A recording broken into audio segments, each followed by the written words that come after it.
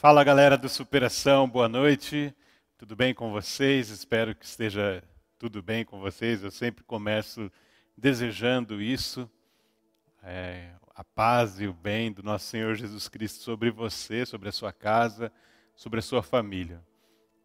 Lembra, né? Já vai nos comentários, coloca aí quem está com você na casa, coloca aí, manda o seu oi nos comentários, pega o seu papel e a sua caneta, porque nós vamos agora meditar na palavra de Deus. E estamos chegando, na verdade, ao fim da nossa série, o Evangelho em 8 palavras. Se você reparou, nós já conversamos sobre 7 palavras até agora, e hoje é a nossa 8ª e última palavra que nós aí definimos para falar a respeito do Evangelho em 8 palavras.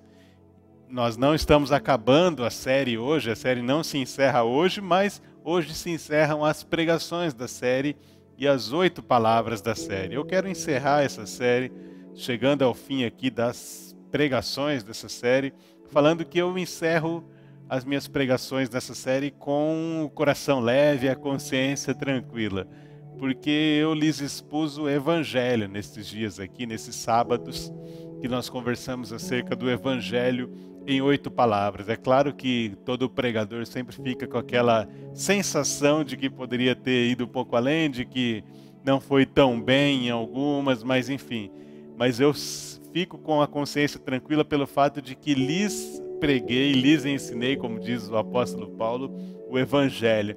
O Evangelho simples, o Evangelho puro, o Evangelho explícito, o Evangelho completo, porque nós tivemos a oportunidade de passar por todo o Evangelho, desde Deus, falamos sobre a queda, falamos sobre tudo que nós poderíamos falar, inclusive falamos sobre a consumação, sobre o final, sobre o fim de todas as coisas. E hoje a nossa 8ª e última palavra é a palavra resposta. Então já está aparecendo aí para você na tela, para você se lembrar, para você fixar que a nossa 8ª e última palavra é a palavra resposta.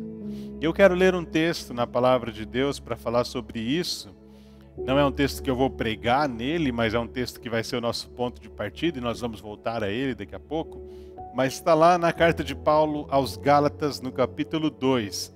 Então, por favor, abra sua Bíblia comigo ou acompanhe aí na tela, Gálatas, capítulo 2. Eu leio apenas um versículo, que é o versículo 16, que diz assim: Sabemos que ninguém é justificado pela prática da lei, mas mediante a fé em Jesus Cristo. Assim, nós também cremos em Cristo Jesus para sermos justificados pela fé em Cristo, e não pela prática da lei, porque pela prática da lei ninguém será justificado. Até aqui que Deus abençoe a nossa reflexão. Justificado é estar certo com Deus. Justificado é ser feito justo diante de Deus. E o texto que nós lemos aqui está falando que ninguém é justificado pela lei. Parece óbvio falar isso, mas quando Paulo escreve essas palavras aqui aos Gálatas, ele está falando de um lado, de uma parte, de um lado da Escritura, e do outro lado, quem está falando aos Gálatas ali são alguns mestres da lei, alguns entendidos da lei, mas não eram entendidos da lei que rejeitavam a Cristo. Eram entendidos da lei que haviam crido em Jesus Cristo. Mas além de crer em Jesus Cristo, eles estavam ensinando algumas outras coisas para os crentes de então. Então, quando Paulo escreve essas palavras aqui, ele está querendo falar para os crentes que vão ler essas palavras, que vão escutar a leitura dessas palavras, algumas coisas muito interessantes. Mas, no geral, ele está combatendo o ensino de falsos mestres. Porque o que estava acontecendo naquele dia era que esses mestres da lei eles estavam ensinando o seguinte. Eles estavam ensinando, creia em Jesus Cristo, obedeça a lei o máximo que você puder, e então você será salvo. Olha só, parece muito correto quando a gente ouve isso. Creia em Jesus Cristo, obedeça a lei o máximo que você puder, e então você será salvo. Mas o que Paulo está defendendo em toda essa carta aqui aos Gálatas é o seguinte, creia em Jesus Cristo, aí você é salvo, e agora que você é salvo, obedeça a lei o máximo que você puder. Vê como é muito parecido? De um lado nós temos um espírito da autorredenção, o espírito da religião, que é creia em Jesus, obedeça a lei o máximo que você puder, porque quando você obedecer a lei o máximo que você puder, aí você será salvo. E do outro lado, nós temos o espírito do evangelho puro e genuinamente simples, que é creia em Jesus Cristo, você já é salvo por crer em Jesus Cristo, portanto, obedeça a lei o máximo que você puder. Consegue perceber como a religião é muito parecida com o evangelho? É por isso que esse espírito da religião engana tantas pessoas, não só aqui quando Paulo fala com os crentes da Galácia, mas também nos nossos dias de hoje. Ele é muito parecido com o evangelho, mas é completamente diferente na sua essência. Porque da religião você é salvo pelo seu próprio esforço, ou você está na tentativa de ser salvo pelo seu próprio esforço.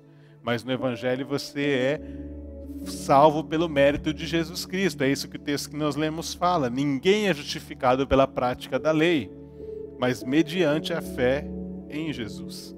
E quando eu trago essa nossa oitava e última palavra, que é a palavra resposta, o que eu quero dizer é que existem duas maneiras de responder ao evangelho. A primeira maneira de responder é para aquelas pessoas que nunca ouviram o evangelho ou que, tendo ouvido o evangelho, negaram o evangelho. Porque o que é a mensagem do evangelho? E aí a gente pode se lembrar rapidamente das nossas palavras pelas quais nós passamos aqui. A mensagem do evangelho começa em Deus, Deus Todo-Poderoso, Deus que cria a terra e tudo o que há na terra, inclusive a nós. Então Deus cria também o homem, e o homem peca. O homem peca. O homem era um ser criado à imagem e semelhança de Deus, criado para ser parceiro de Deus na gestão da criação, mas esse homem peca, ele cai, ele enfrenta a queda do pecado e passa a viver em inimizade com Deus, distante de Deus, porque não há como Deus conviver com o pecado. É por isso que no Antigo Testamento existia as leis acerca do sacrifício, que era a forma do homem tentar se justificar diante de Deus. Mas aí Deus envia Jesus Cristo. Cristo vem e morre a morte que nós merecíamos morrer por conta do nosso pecado. Cristo leva sobre ele os nossos pecados e promove reconciliação entre o homem e Deus. Jesus promove reconciliação.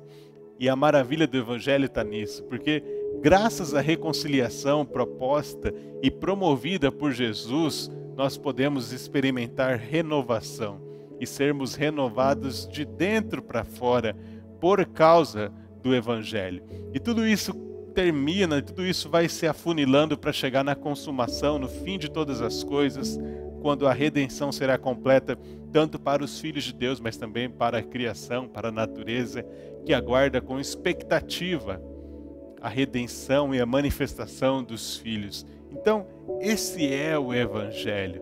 E todas as vezes que o ser humano ouve o evangelho, o ser humano tem o seu coração modificado pelo evangelho.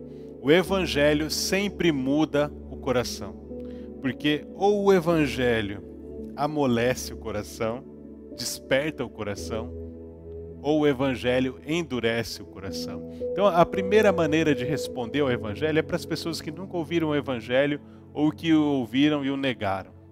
Porque o evangelho sempre muda o coração e o evangelho sempre exige respostas. O evangelho sempre exige resposta. Nós que estamos aqui, que já conhecemos o evangelho, nós já demos a nossa resposta ao evangelho, porque o evangelho sempre exige respostas, seja de ódio ou seja de paixão.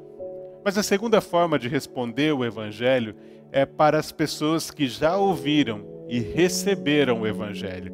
E é aqui que eu quero repousar um pouquinho, porque eu entendo que eu estou falando aqui, na sua grande maioria, para os crentes, para as pessoas que já conhecem o evangelho, que já receberam o evangelho, e a maior parte dos que estão me assistindo, incluindo a minha aqui, nós já tivemos contato com o evangelho, já obedecemos à ordenança do batismo e já estamos participando da igreja, da comunidade de Jesus Cristo. E para nós, para as pessoas que já ouviram e já receberam o evangelho, eu subdividi em duas formas de responder o evangelho. Lembra que nós estamos falando sobre resposta. porque o Evangelho exige resposta. E para nós que já ouvimos e já recebemos o Evangelho, nós devemos continuar respondendo ao Evangelho. E de duas formas. A primeira forma é o que eu chamei de interior e conceitual. Nós temos que dar uma resposta interior e conceitual. E qual resposta é essa? É a fé. Então, nós temos que continuar como pessoas que já receberam o Evangelho, dando resposta ao Evangelho. E essa resposta, a primeira aqui que eu chamei, é a resposta de fé. Fé em Cristo. Fé no Evangelho de Jesus. Isso significa que é depositar a sua fé somente no Evangelho. Não ter uma fé numa autorredenção, mas ter uma fé no Evangelho. Ou seja, confiar que é o Evangelho que nos justifica diante de Deus. É o sacrifício de Jesus que nos santifica, que nos justifica diante de Deus. Assim como o texto que nós lemos aqui, nós cremos em Cristo para sermos justificados pela fé em Cristo. O Evangelho é algo para o qual nós olhamos e nós recebemos. Nós decidimos receber o sacrifício de Jesus em nosso lugar. A gente não aceita Jesus, nós recebemos Jesus, porque nós acreditamos que o sacrifício dele é suficiente para nós.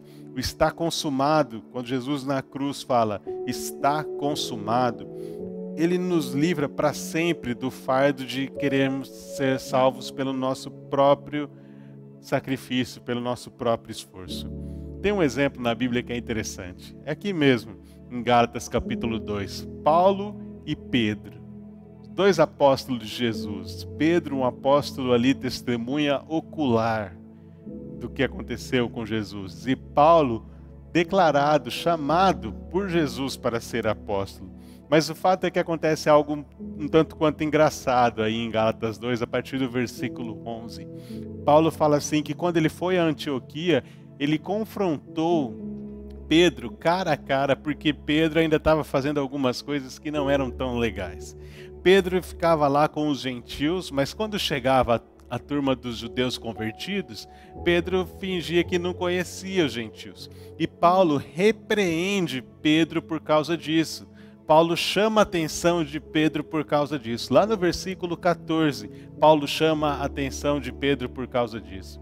Mas por que eu estou dando esse exemplo? Porque muitas vezes nós que já conhecemos o Evangelho, a gente fica assim, mas o Evangelho é coisa para criança, é coisa para quem está começando na fé. Eu conheço o Evangelho. Poxa, eu sei, Jesus morreu por mim e tal, eu sei, eu conheço o Evangelho. Mas quando Paulo chama a atenção de Pedro aqui, ele fala assim, Pedro, você não está andando alinhado com a verdade do Evangelho.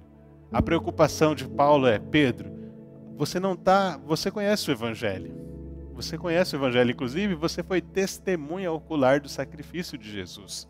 Mas Pedro, você não está andando alinhado com a verdade do Evangelho. Então presta atenção. Quando a gente fala assim, eu conheço o Evangelho já é coisa, é o ABC ali, eu conheço o Evangelho. Mas Paulo está chamando a atenção de Pedro para que Pedro ande alinhado com a verdade do Evangelho. E nós estamos falando de Pedro. E nós estamos falando de um apóstolo. Nem eu, nem você, nós nunca vamos chegar a essa categoria de apóstolo.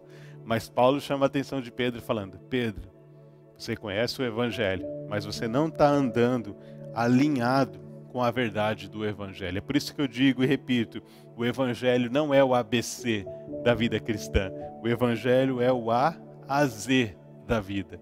Nós precisamos do Evangelho, nós precisamos ter fé no Evangelho, fé total no Evangelho.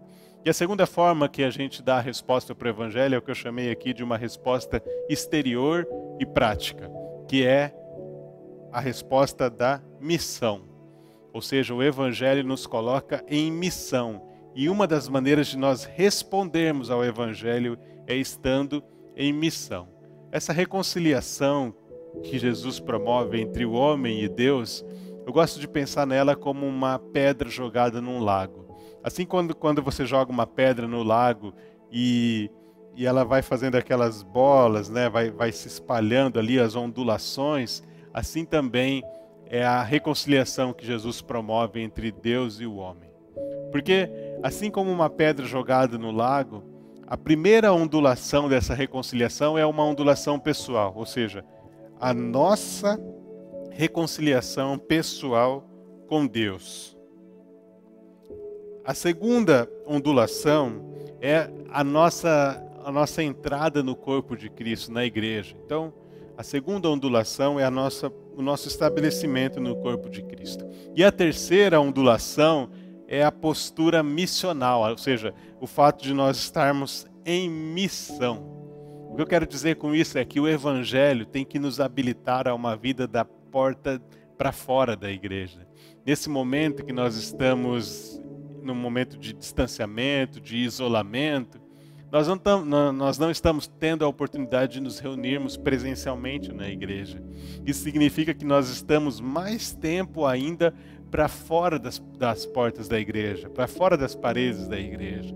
E o Evangelho nos coloca em missão por isso.